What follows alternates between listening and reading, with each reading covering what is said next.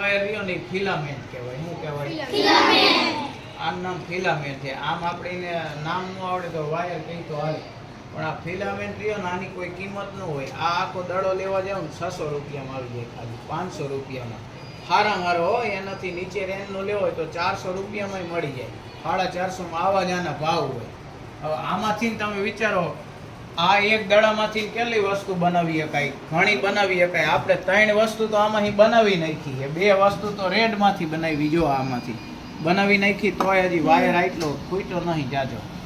તો આવી રીતના તમે સસ્તા ભાવે હે ને જાજી વસ્તુ બનાવી શકો. ખાલી એક આ દડો પૂરો થાય ને તો તમારા લગભગ 10-15 રમકડા નાના તૈયાર થઈ જાય. વિચારો, તમારે માનો જેસીબી નો શોખ હોય ને તો તમને જેસીબી બનાવતા આવડે ને 3D, પેલા ઇમેજ આવડો જોઈએ અને મેન શરત તમને માનો તમે જેસીબી દોર્યું 3D અને આને આપ્યું તો એ આખું જેસીબી બને. સુધીની આ પ્રિન્ટરની કેપેસિટી છે.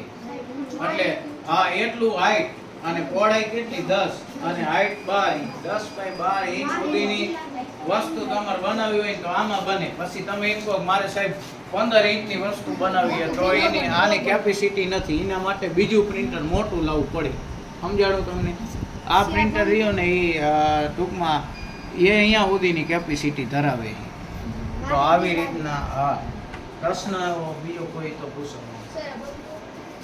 બંધ કરવું હોય ને તો એ અહીંયાથી થાય અને એની મેન સ્વિચ આ છે, એનાથી મેન સ્વિચ આ પ્રિન્ટરની ચાપ આ રહી.